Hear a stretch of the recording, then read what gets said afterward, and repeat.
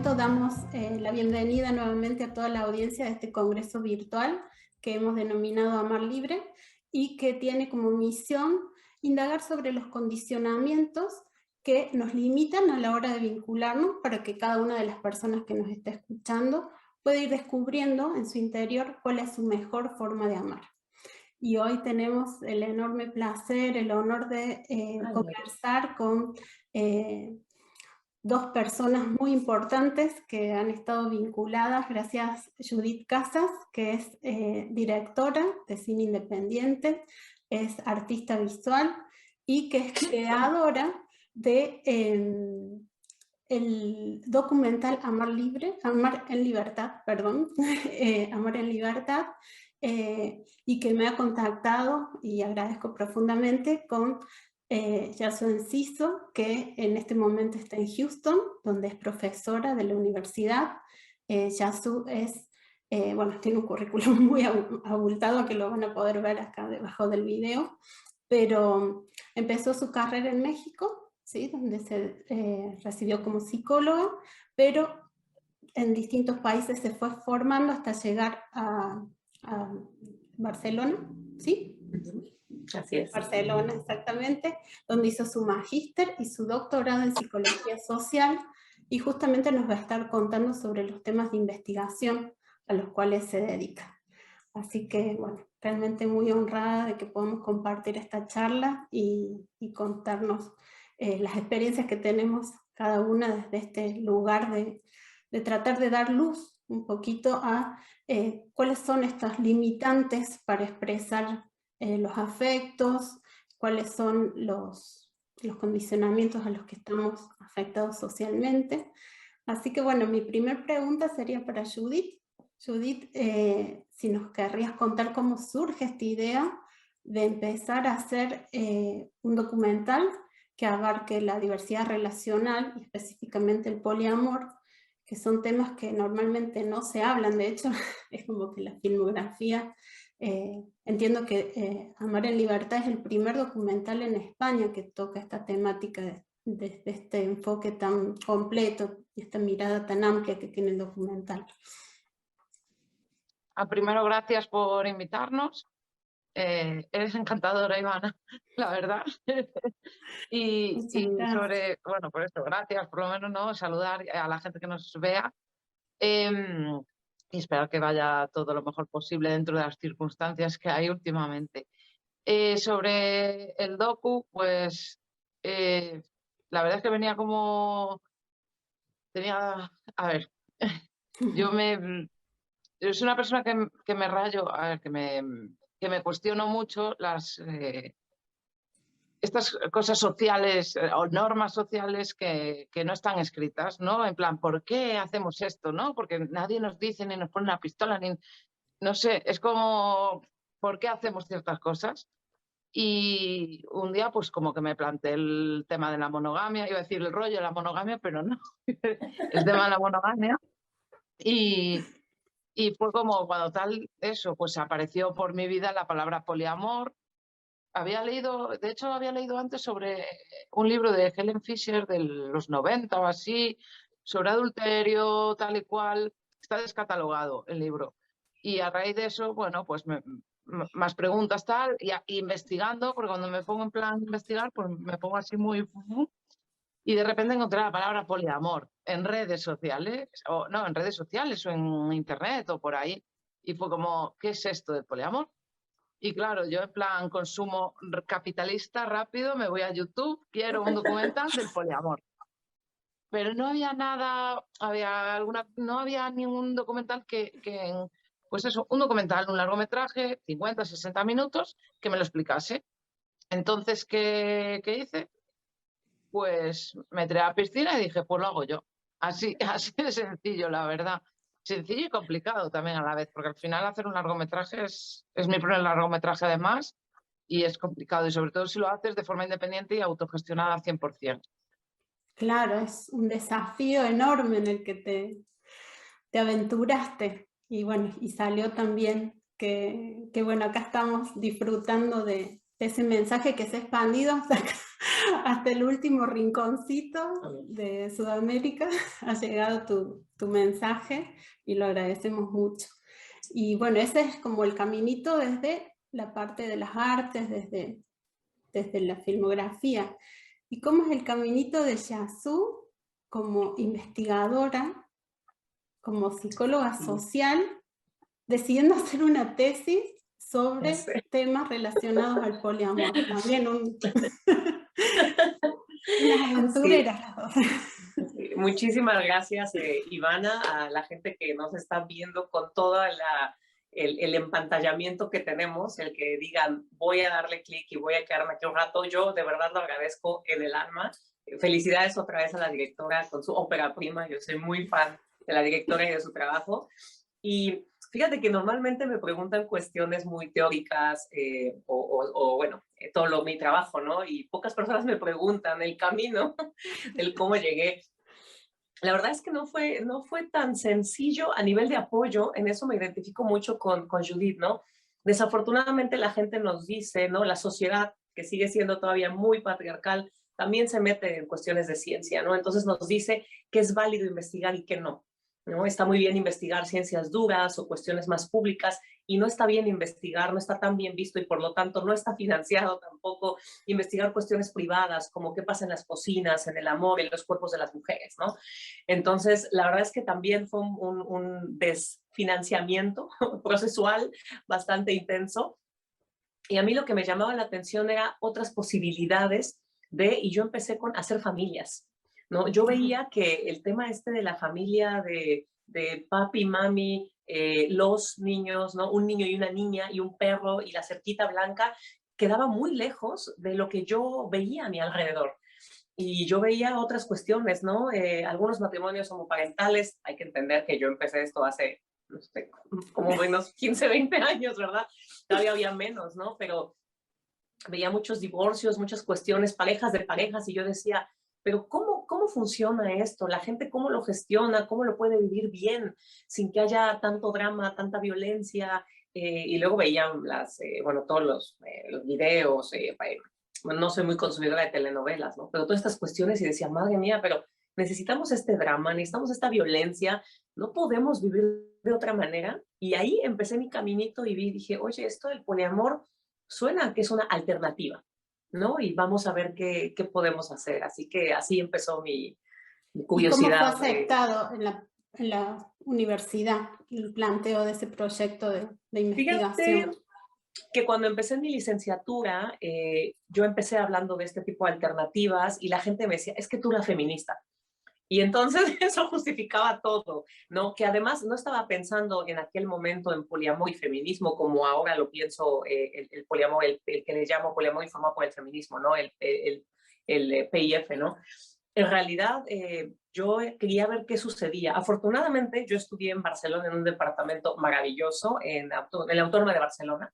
Tiene un departamento de psicología social, donde es un departamento alternativo, crítico, abierto, feminista, de metodologías cualitativas, es otra cuestión, ¿no? Y bueno, los temas eran súper abiertos, entonces había gente investigando cuestiones Dios mío, queer, había gente investigando lo que se llamaba el barebacking o barebacking, como le llaman en España, había gente investigando temas de VIH, muchísimos temas, desde eso hasta un poquito lo más tradicional, eutanasia, por ejemplo, donación de órganos, migración, entonces decisión para no abortar, para no maternidad, y yo ahí afortunadamente encajaba súper bien. Donde no encajaba eran las peticiones para financiamiento. Claro. Entonces ahí era donde no entraba, pero a nivel de investigación yo vivía en una hermosa burbuja feminista, soy muy agradecida de mis colegas y fui muy protegida y muy cuidada durante el proceso de mi tesis. Claro, y acompañada con otras personas que estaban en las búsquedas de criticar un poco más allá de la estructura típica, que es importante también sentirse acompañada en ese sentido. Bueno, muchas gracias por compartir tu experiencia y le quería consultar a Judith, bueno, por fin, después de todo este esfuerzo de buscar financiamiento y generar el documental, sale a la luz. ¿Y qué pasa después?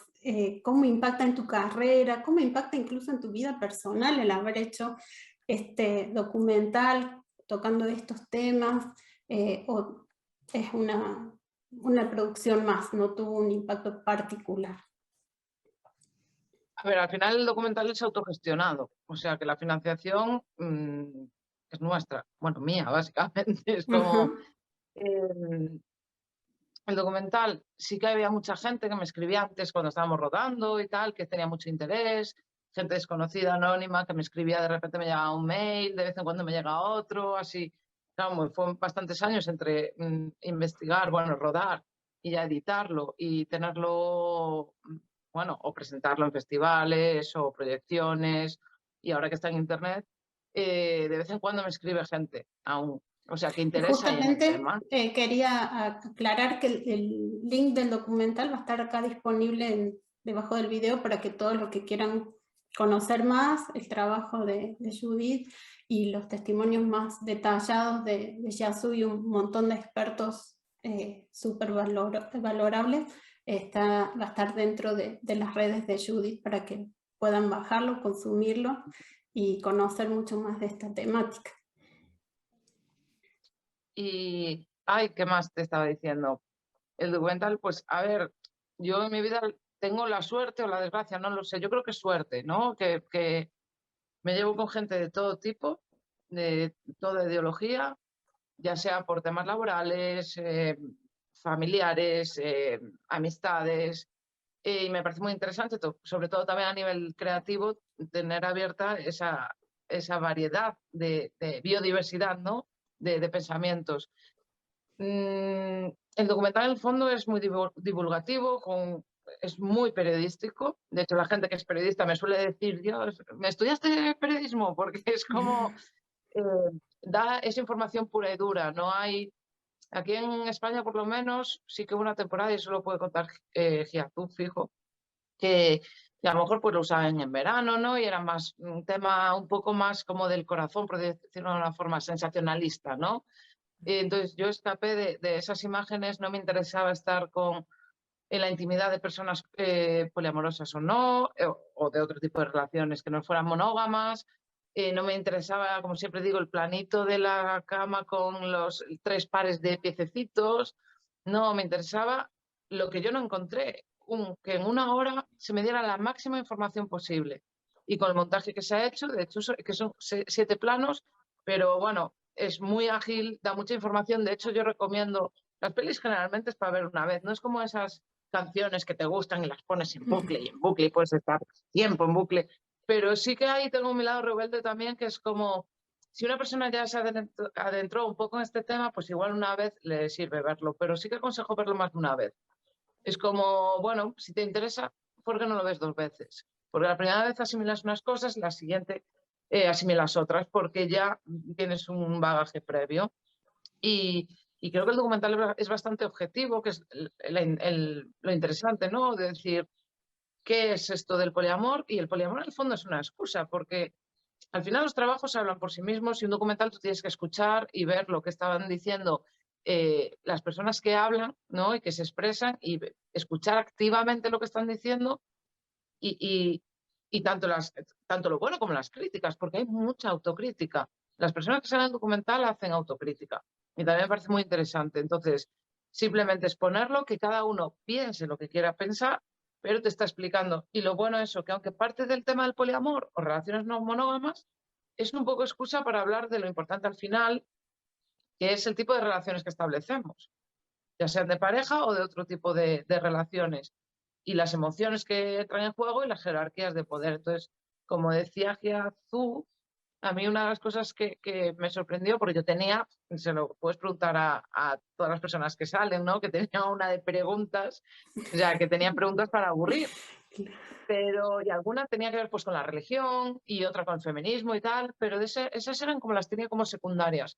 Pero cuando te pones a escuchar, cada vez sabes más, investigas más tal y cual, dices, joder, el feminismo tiene aquí, es súper importante.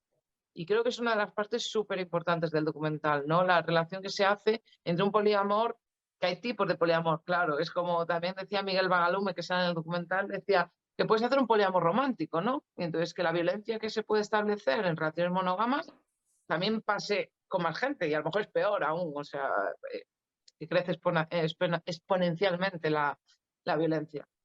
Y eso es un poco, en resumen, que me he liado a lo mejor, pero bueno, ahí lo dejo. Sí, pero es muy interesante.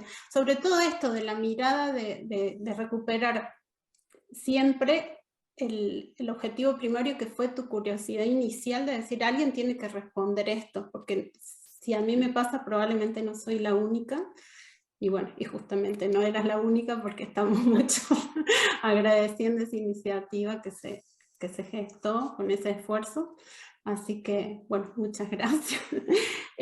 Con respecto a Yasu, ¿cuán común es esto de, desde la psicología social, hacer esa indagación profunda en el por qué nos relacionamos como nos relacionamos y ir a esto de como pegarle al centro del corazón del sistema que es la familia? O sea, te metiste a... Si vamos a Sí, a la desarmar boca acá el corazoncito que nos une a todos, que es la mamá, el papá, los hijitos, y sobre eso vamos a indagar. Sí. Hay una movida importante en investigación de psicología social sobre esto. ¿Se está gestando o es algo que es relativamente nuevo? Sí, mira, yo creo que a nivel, por ejemplo, de alguna manera, a nivel mainstream, ¿no? La gente que consumimos cuestiones de a pie también, porque yo también consumo cuestiones de todos lados, no nomás libros, lo prometo. Se ha puesto, como ha dicho Judith, como muy de moda, está súper sobresexualizado, se conoce un pedacito de acá y es un pedacito que ni siquiera se puede como hacer un estereotipo, una representación de lo que pasa, ¿no? Sin embargo, esto empezó por ahí de los 60, 70, empezó como un movimiento social activista. Además hay que decir que empezó por mujeres en contra del sistema económico, capitalista, todo el boom que se generó en la revolución, la que llaman la Love Revolution o la Sex Revolution de los años 60, 70, finales de los 70, ¿no? Entonces ahí hubo como un boom que pasó mucho, permeado por las mujeres. Y luego se dejó y empezó a ser retomado por hombres, ¿no? Fue hasta el 2004 que empieza a haber realmente un estudio académico de qué es lo que pasa con estas cuestiones, ¿no? No solo fue la psicología social, en realidad fueron algunas personas que estudian psicología, fueron personas que estudian antropología, sociólogas, ¿no? Cuestiones bueno, disciplinas obviamente de las ciencias sociales y humanas, ¿no? Adentro de la psicología social como tal, como nos dedicamos justo a esta relación entre la sociedad y la persona, ¿no? Cómo la persona afecta a la sociedad y la sociedad afecta a la persona, pues justamente tenemos mucho campo, ¿no? O sea, el tema de las relaciones es un campo amplísimo. Pero yo creo que no habíamos, justo como dices tú, llegado al punto, ¿no? Habíamos visto las emociones muy por encimita y no habíamos hecho una crítica. Y esto que comentaba al principio Judith, que decía, bueno, es que yo me rayaba, yo me cuestionaba, es pensamiento crítico, o sea, cuestionarnos qué es lo que pasa a nuestro alrededor y no dar las cosas por sentadas es lo que necesitamos para poder avanzar como seres humanos y como sociedad, ¿no? Entonces, cuestionar nuestras formas, algo tan básico que absolutamente todas experimentamos y todos y todes, que es esta cuestión amatoria, necesitamos cuestionar qué pasa con esos modelos. ¿Nos sirven? ¿No nos sirven? ¿Han cambiado? No es posible que el modelo que tengamos de amor, que además es mucho basado en el siglo XVII, romanticismo XVIII, sea el mismo en el siglo XXI, cuando hay una de cambios económicos, políticos, sociales, geográficos, biológicos, descubrimientos tecnológicos, ¿no? Esta cuestión, por ejemplo, de estar aquí las tres, ¿no? Que somos de diferentes latitudes y que podemos vernos y sentirnos en otro nivel que no es el corpóreo. Entonces, hay tanto por ahí que dices, no es posible que sigamos como tratando de aferrarnos a este modelo tradicional, hay que cuestionarlo. Cuidado, cuestionar no es tirar, no es decir, abajo la monogamia, la odiamos, nadie va a ser monógamo, no. Es ver qué puede aportarnos y qué no. Lo mismo con el poliamor, hay que cuestionarlo. No es para decir, ay, los poliamorosos son los malos y quémenlos, no. Es para ver qué podemos rescatar. Entonces yo creo que hay que tener una mente muy abierta y hay que de verdad documentarse muchísimo.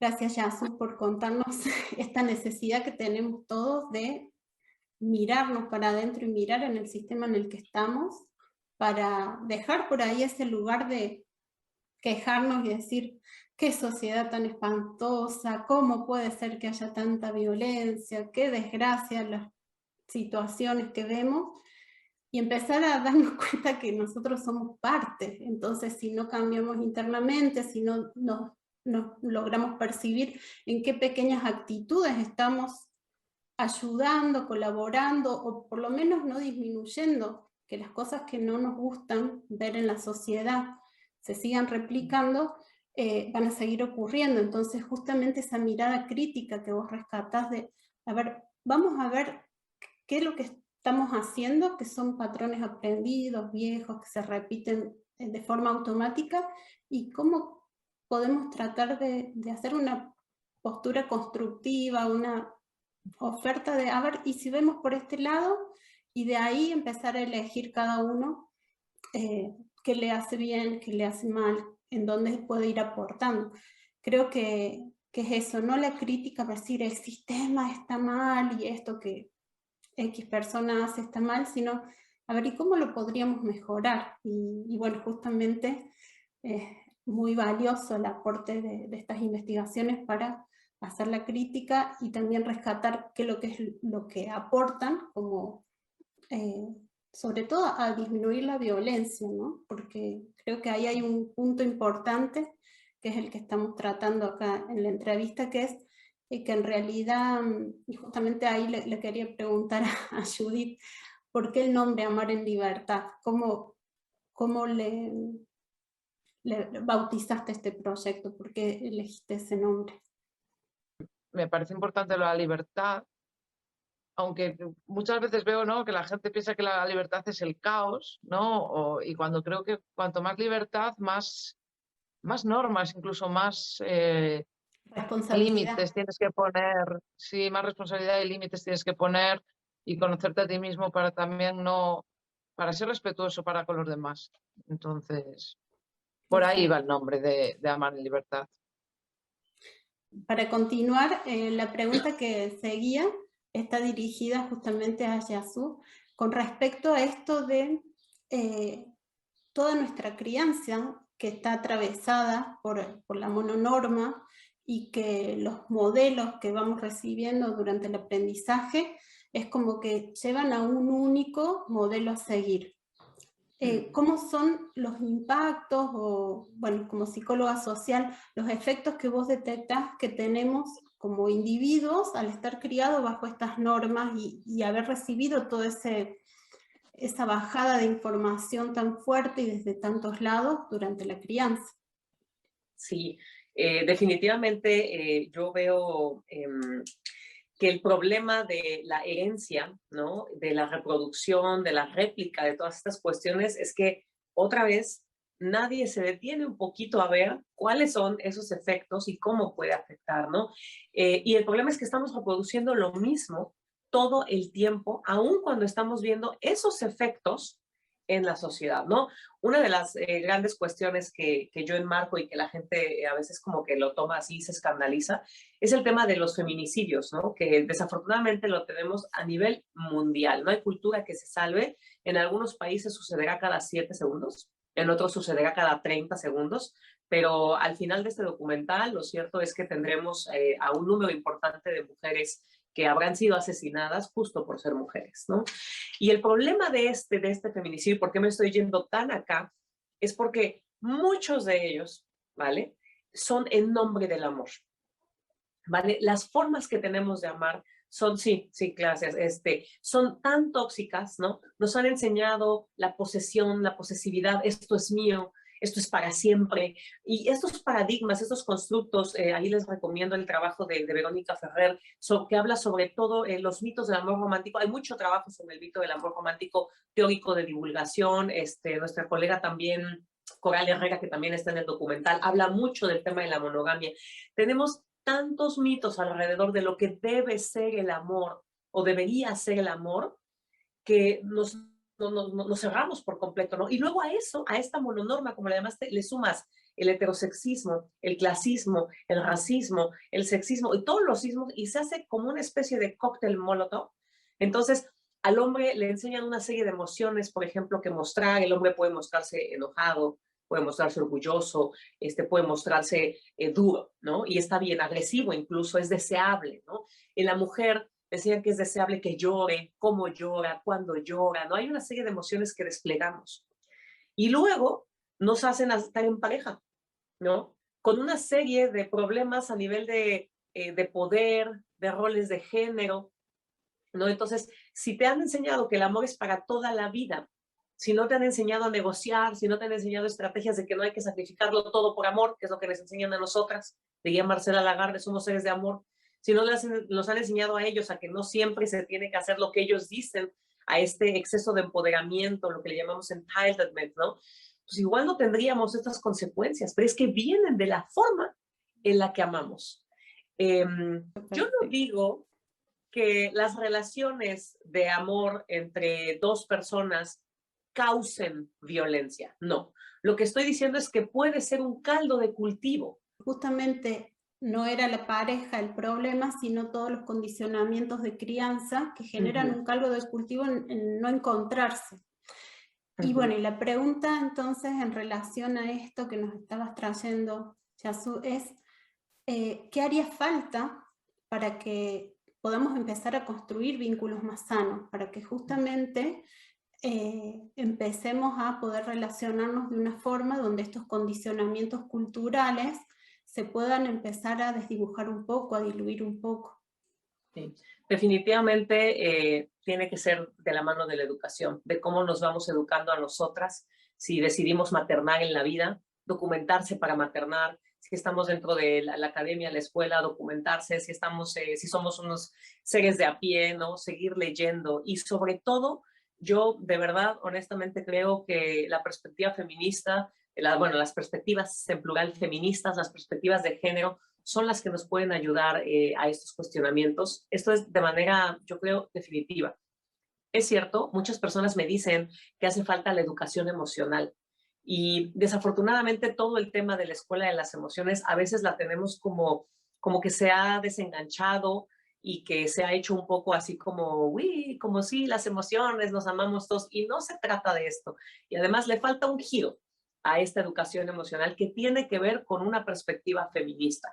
Que el feminismo, para la gente que le haga repelús, ahora sí lo digo, que hay gente que como que todavía no acaba de enganchar, yo siempre digo lo que no es, ¿no? El feminismo no se trata de conquistar a los hombres, de dominar a los hombres, no se trata de que todas seamos lesbianas, de que todas nos dejemos de maquillar, de que todas nos dejemos de depilar, no se trata de eso. El feminismo lo que te da son herramientas para que tú te informes y a partir de esa información tomes una decisión informada. Y el feminismo lo que lucha es por la equidad. Entonces, esta equidad por la que lucha el feminismo, es verdad que al inicio se trataba de hombres y mujeres en la primera ola que conocemos europea, pero estamos en el siglo XXI, 2021, 22, 21. Y el feminismo de hoy en día se trata de equidad de raza, de género, de etnia, de religión, de nacionalidades. Es mucho más complejo, ¿no? Entonces, colocar equidad dentro de tus relaciones de pareja, dentro de tus relaciones de amor, no puede, o sea, no hay forma de que haga daño. Lo que va a hacer es cuestionarte, lo que va a hacer es decir, ¿qué estoy haciendo? ¿No? Entonces, educarnos en feminismos, educarnos en género, es una de las grandes puertas que nos puede hacer sostener relaciones más sanas, no solo a nivel amatorio, sino más sanas en general, incluso a nivel laboral, vamos. En todos los aspectos, claro. Bueno, y justamente le quería consultar a Judith, porque hay mucha de esa educación que nos atraviesa hasta la vida adulta, no es que solo se queda en la crianza de las primeras etapas de la vida, sino que mucho de esta situación nos llega como mensajes a través justamente de los medios masivos de comunicación. Entonces, lo que te quería consultar es cómo, como cineasta, como productora, como creadora audiovisual, ves estos mensajes que nos atraviesan desde lo masivo, que justamente hace falta generar contramensajes, ¿sí? O sea, la pregunta sería, ¿cómo observas vos desde tu profesión que como sociedad estamos influenciados por algunos mensajes que se replican constantemente desde las películas, nombramos recién las telenovelas y hasta las canciones. Es como que estamos en ese caldo de cultivo, pero uno quiere salir y te vuelven a meter, ¿no? No sé si lo ves así. Yo personalmente es como un aburrimiento, pero masivo. No sé, es como, me aburre muchísimo el tema de que siempre sea igual, lo que dices tú, pelis, todo. Es verdad que ahora hay una tendencia a la diversidad, hay una tendencia hasta capitalista de la diversidad, ¿no? Porque ahora con el confinamiento venga a consumir audiovisual y venga que sea, pues, todas las series, eso, pues, una persona que sea racializada, otra que sea queer, otra que sea mujer, empoderada, otra. Entonces, a ver, es aburrido porque nos han criado eso, con un montón de relatos de siempre lo mismo, la mujer siempre es secundaria. De hecho, hay informes, yo estoy en una asociación de mujeres cineastas y hacen informes, y es increíble que aunque sea la mujer la protagonista, porque ahora se intenta también hacer más mujeres protagonistas y tal y cual, incluso puede llegar a hablar menos el personaje que un secundario que es hombre. O sea, hasta ese punto llegamos. Entonces hay que revisionarse todo mucho y sobre todo por aburrimiento, me refiero. Es que es muy previsible y además yo encima soy horrible, si alguien ve algo conmigo es horrible porque en los 5 primeros minutos ya te digo cómo va a acabar la serie, casi. No, exagerando un poco, ¿no? Pero para mí que algo me sorprenda es muy difícil. Entonces, en ese sentido, bueno, pues bienvenida sea la diversidad, si ayuda a que porque muchas veces también es desconocimiento, ¿no? El pensar, por lo que decías que a su, decía tú, ¿no? Españolizándole el nombre. El hecho de, el feminismo no es, vamos a ir a luchar contra los hombres, no, obviamente. Pero eso, pues bienvenido sea si nos ayuda, porque el desconocimiento es, muchas veces el desconocimiento. Yo también con el tema del poliamor, muchas veces veo comentarios, ¿no? En redes, me gusta así echar un ojillo a los comentarios que hace la gente y dices, estás un poco lost, ¿no? Estás un poco perdido aquí o perdida con lo que estás diciendo. Yo entiendo que te pueda crear rechazo, pero muchas veces desconocimiento, porque a lo mejor pues no has tenido trato con gente de este tipo, de diversidad en general, ¿no? Tampoco está todo el mundo obligado a yo vivo en Madrid, puedes encontrar a lo mejor más diversidad, pero en pueblos más pequeños no tiene por qué ser. Que eso no quiere decir que los pueblos sean más cerrados, porque yo he visto cosas mucho más modernas a veces en un pueblo que en una gran ciudad. También, que consta aquí el momento rural a tope. Sí. Pero orgullo rural. Sí, pero eso, que hay que, a ver, que hay que ver todo con perspectiva y con cabecilla, ¿no? Exacto. Y también me parece importante esto que decís, que es como pendular y ya, por no repetir, ir así como a un extremo de querer rotular todo, de querer como encasillar de vuelta en otras cosas. Si uno lo que está hablando de diversidad es tratar de integrar y no decir, bueno, entonces si no sos esto, sos lo otro, y si sos esto, no podés hacer lo otro porque ya te corriste del cajoncito. Totalmente. Claro, supongo que Jesús lo sabe, me refiero, que al final el ser humano necesita como encasillar o eso, clasificar para poder entender, ¿no? Por el proceso mental que lleva el ser humano, que necesita como... Entonces, pues las etiquetas, pues oye, a lo mejor para aprender están bien, pero siempre viéndola eso, con sus límites, con en su justa medida. Cerrar, sino lo que decía, ¿no? Que todas las reglas tienen sus excepciones y todo eso. Pues un poquito así, pues es necesario que se use, pero tampoco sin abusar de la etiqueta, a lo mejor. Y quería complementar un poco esta cuestión audiovisual, porque yo también comulgo mucho con Judith. Sí, bueno, no tanto en lo aburrido, sino en lo predecible, porque es eso, ¿no? Tenemos como guiones ya de qué es el amor, que por supuesto que tú le das clic a la serie y dices, pero va a acabar con el tipo, se va a acabar con no sé quién, se va a acostar para allá, porque ya sabemos, ¿no? Entonces romper ese script es importante, pero cómo se rompe el script es aún más importante. Porque, madre mía, esta nueva tendencia de las películas de ahora metemos a una persona de color, chum, y ya nos curamos en salud, como decimos en México, ¿no? Y ya somos diversas. Madre del creador. Mira, yo a esto tengo un concepto maravilloso que le llamo migajas de feminismo. Y es, mira, ¿sabes qué, tío? Si no me vas a dar feminismo del bueno, no, es que no me lo des, porque me lo das mal, porque lo estás haciendo mal. Es que yo veo canciones, yo veo películas donde lo único que hacen es girar, y ahora la chica es la que le grita al chico. Y ya, una mujer empoderada es la que ordena, no, hay que matar a todos. ¿De verdad? ¿Eso es el feminismo? Entonces, migajas de feminismo, no. ¿No? Canciones, hay canciones ahora, odas a la mujer maravillosas, no voy a decir qué canción, pero hay una canción donde hay un tipo hablando de las mujeres y todo el video es el tipo hablando con mujeres alrededor de él, madre, y todo el mundo hizo un alarde de esa canción y yo decía, esta ya no llegan ni a migajas, ya son lo que se te queda aquí en la boca, vamos, es que hay que ver qué productos audiovisuales estamos produciendo, porque, o sea, el detenerse a ver cómo está hecha la maquinaria no significa quitar tornillos de aquí y de allá y ver qué pasa.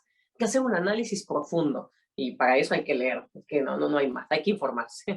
Claro. Por ejemplo, Sí, con estar las películas predispuesta. estaba el test de Bechdel o algo así que se llama, ¿no? Sí, Que era sí, de hace unos años para ver si la película era más feminista o menos. Pero aún así, sí, a y día fue de hoy, bueno, ¿no? no sé, Al inicio lo claro, sacó, en su momento, pero... claro. Pero es como, por ejemplo, si ponemos, imagínate que yo ahora me pongo a hacer una peli y pongo a dos protas mujeres, pero están todo el rato hablando de hombres y de cómo conseguir hombres.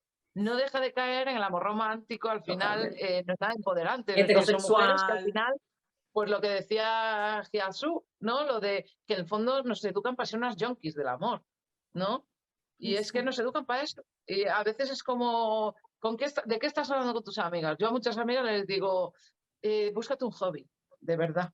¿Sabes? En plan, no por mal, porque creo que también nos educan a ser productivas, a no tener hobbies, siempre estar dispuestas para otros, entonces, o mujeres que tienen hijos, ¿no?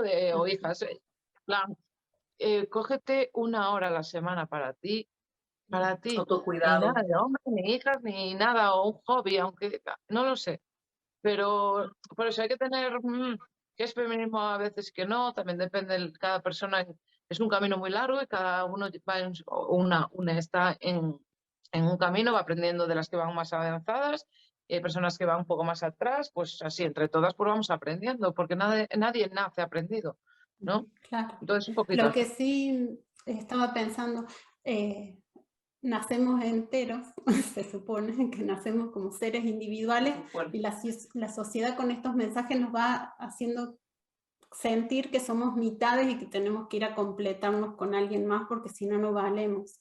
Y desde ese mensaje tan rotundo, porque como decíamos, llega desde distintos lados, generamos vínculos que están bastante disfuncionales en el sentido de que no vienen desde la plenitud de que yo tengo mi realización personal, sino que estoy siempre necesitando completarme con otro. Parten de la necesidad. Yo creo que justamente atinaste la palabra, ¿no? Parten de esta Claro, y necesidad. es muy importante esto de tener sus propios intereses, que sea el género que sea, cada persona tenga como bien cimentado su necesidad, su hobby y todo lo que necesite para sentirse pleno por sí mismo y desde ahí empezar también a construir. Y aterrizando justo en el tema del poliamor, yo creo que esto es algo que se ve en el documental y que se practica, ¿no? Y se intenta practicar muchísimo en las relaciones de poliamor y las relaciones abiertas.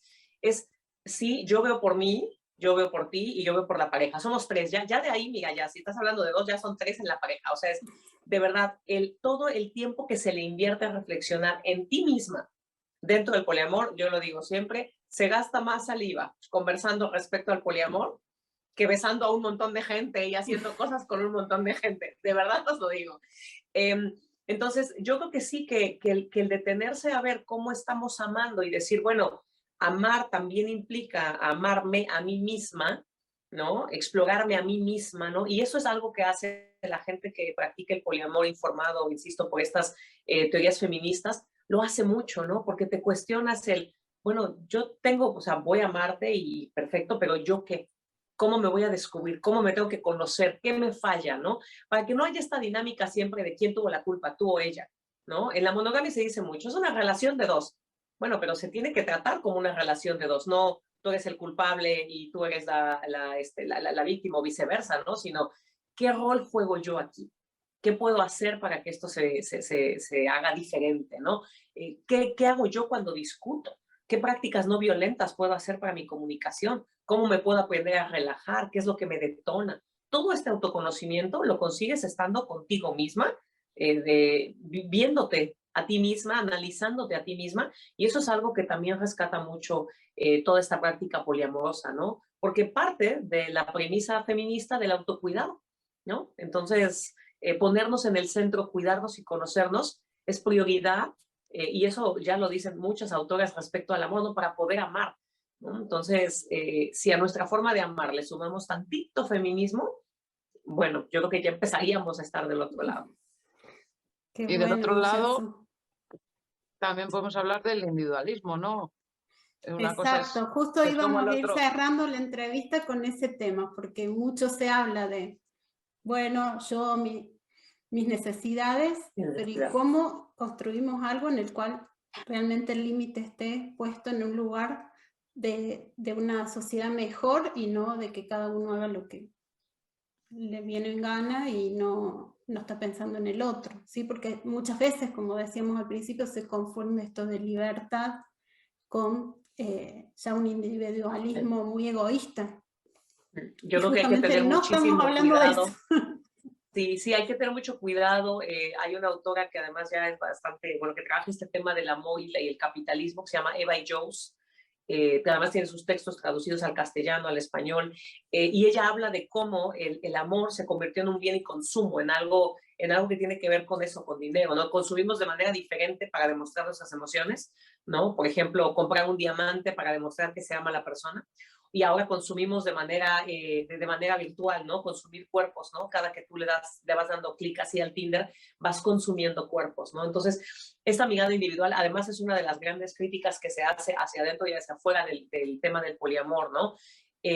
Sí te tienes que poner en el centro para revisarte, pero eso no significa que ahora solamente importes tú, y como dice la canción, y nada más que tú. No, no se trata de eso, ¿no? Entonces, sí hay que tener mucho cuidado porque el poliamor es una alternativa de amar, ¿vale? Es otra forma de... No, yo nunca hago proselitismo y digo, sí, porque el poliamor es perfecto. El poliamor tiene también mucha cola que le pisa. ¿Por qué? Porque vivimos en un sistema capitalista, en un sistema racista, en un sistema patriarcal, en un sistema sexista. Ya vivimos en él. Es muy difícil decir que no estamos permeadas, porque todas estamos permeadas por estas intersecciones, ¿no? La única diferencia es que ahora estamos informadas y podemos hacer algo y luchar cada día para eliminarlo, ¿no? Pero, perdón, el poliamor también tiene mucho de patriarcal y también hay que despatriarcalizar el poliamor como despatriarcalizar la monogamia, ¿no? Y este neoliberalismo, este capitalismo que tenemos encima también como forma económica y social, que se olvida de las personas que cuidan, que se olvida de las personas que hacen posible este mundo de lo más básico hasta los grandes edificios corporativos que todo el mundo adora, ¿no? Y entonces hay que verlo siempre con eso, con esta perspectiva crítica. No hay que entrar a ciegas y decir, ahora lo primordial es esto, lo primordial es el otro. Hay que hacer un cuestionamiento constante y no es fácil. Y viví una vida, bueno, mira, justo por aquí tenía el libro de Sara Ahmed, ¿no? Viví una vida feminista, es challenging, es retador, como decidir vivir una vida poliamorosa, ¿no? Es una decisión política que tienes que estar constantemente, como decías tú al inicio de la entrevista, en contra de todo lo que te están enseñando. No es fácil, es mucho más sencillo seguir las mismas reglas y estar acomodadas. Entonces, también yo entiendo a las personas que deciden no cuestionarse o que incluso no tienen el privilegio de poder cuestionarse. Claro. Pero sí, las personas que sí lo tienen, ese es nuestro primer camino, ¿no? No dejar de cuestionarse. Y este documental abre muchas conversaciones. Verlo, de verdad, disfrutarlo, pero después de verlo, de verdad ir pensando, ¿no? Y promocionarlo, porque esto es, o sea, ese documental, eso justo es lo que hace, cuestiona. Y no cuestiona al poliamor o a la monogamia, cuestiona la forma en la que estamos amando, ¿no? Y pone en el centro el qué sucede con estas relaciones tradicionales de hombre-mujer, ¿no? Heterosexistas, y nos da algunas vistas de qué podemos hacer hacia un espectro de otro tipo de relaciones dentro de la comunidad LGBTQ+, ¿no? Claro, sí, porque Yo, realmente de es hecho, todo... Sí, Judy. perdona, Iván, No, está os quería bien. recomendar, por si no lo habéis visto, un documental que se llama La teoría sueca del amor, que creo que es de un chico italiano, no estoy segura, pero y va a hablar sobre el amor y tiene que ver ahí, o sea, no voy a hacer spoiler, ¿vale? Pero os lo recomiendo, puesto que estábamos hablando de lo último que hablamos de ello. Muchísimas gracias. Y bueno, como cierre a todas las personas que están participando en expandir este mensaje, les pido que nos regalen algunas preguntas que querrían como compartir con la audiencia con respecto a cómo indagarse a uno mismo para poder descubrir esto de mi mejor forma de amar. O sea, ir adentro y buscar adentro de cada uno, a ver cuáles son mis valores, cuáles son las cosas que necesito para amar, sin dañar a la persona que tengo cerca, a las personas que tengo cerca. ¿Se les ocurre alguna frase, alguna pregunta que quieran compartir para que cada uno se quede reflexionando sobre esto que hemos estado hablando? Pues yo creo que a lo mejor así, plan, como soy gallega y tenemos fama de hacernos preguntas, podría hacer muchas, ¿no? Pero si no tienes una relación, ¿no? Como tal, afectiva o tal y cual, preguntarte por qué la quieres, ¿no? Porque muchas veces, por ejemplo, las mujeres es como, soltera, que está soltera, por algo será, ¿sabes?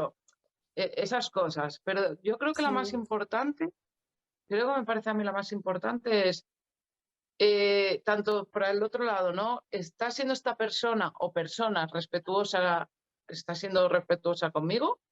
Y la otra que es súper importante también, estoy siendo yo respetuosa con esa persona.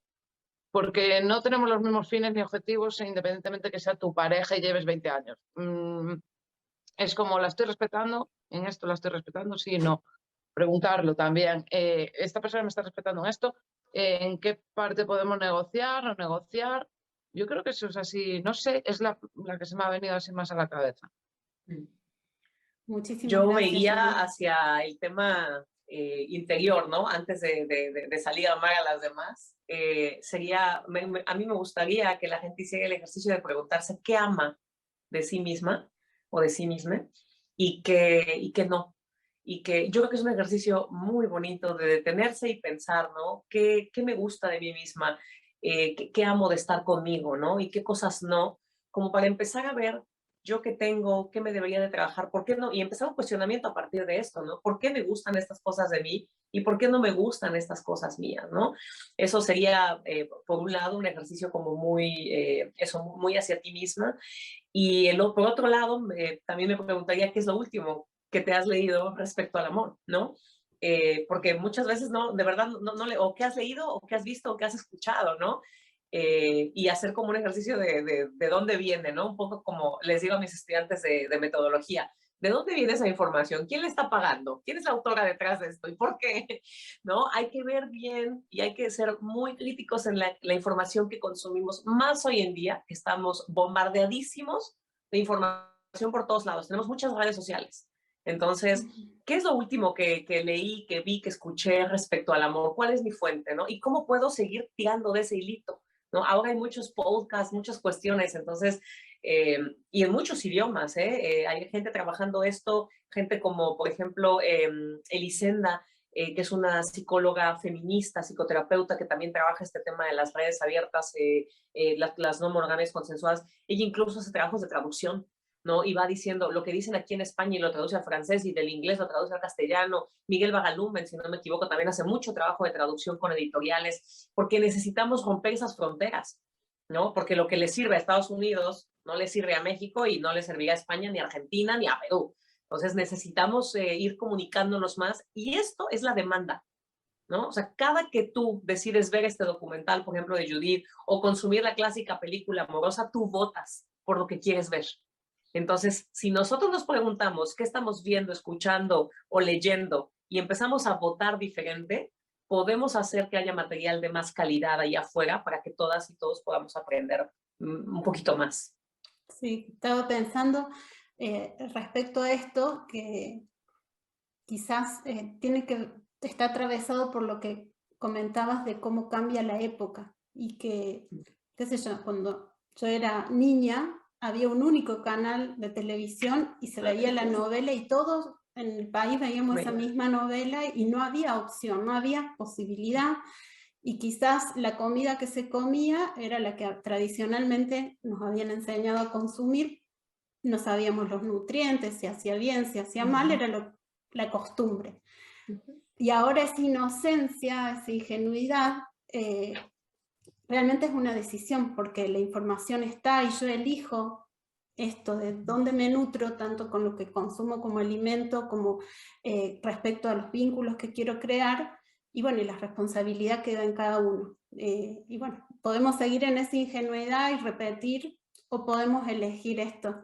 Y bueno, si deciden elegir, les invitamos a todos que cliquen acá abajo del video y puedan entrar al documental Amar en Libertad y seguir nutriéndose de estos contenidos súper valiosos que van a hacer que su corazoncito empiece a vibrar bien alto y bueno, ojalá expandirse para tener vínculos más satisfactorios. No tengo más palabras de agradecimiento, realmente hermoso poder compartir y agradezco profundamente su tiempo en esas agendas súper apretadas que tienen para expandir este mensaje. Muchas gracias, Yasu, y muchas gracias, Judith. Gracias a ti, Ivana, que es un sol de persona, por toda la paciencia, la gestión, y a toda la gente que está detrás, arriba, abajo, a los lados tuyo. Muchas gracias por hacer posible esto y por difundir este material que es súper importante. Muchas gracias. Idem, gracias a todas las personas. Ivana. Bueno. Gracias, Judith, por todo tu aporte y por este contacto tan lindo con Yasu. Seguimos en contacto, vamos a seguir entonces en el próximo video y les damos las gracias a todos por su tiempo, por haber estado compartiendo con nosotros.